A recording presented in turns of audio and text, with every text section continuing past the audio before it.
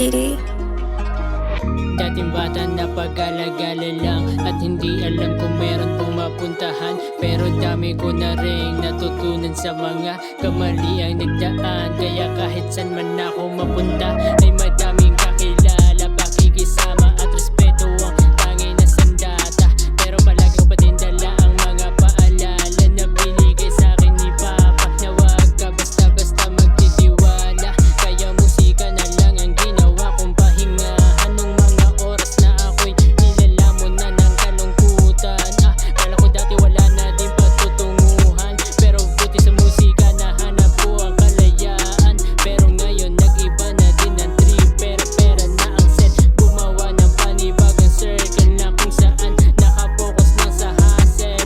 Dami ko na ring mga kaibigang hasla, magkaiba man kami ng galaw pero lahat kami pumipera. Diskarte lang sa lansangan mula umaga hanggang magdamagan.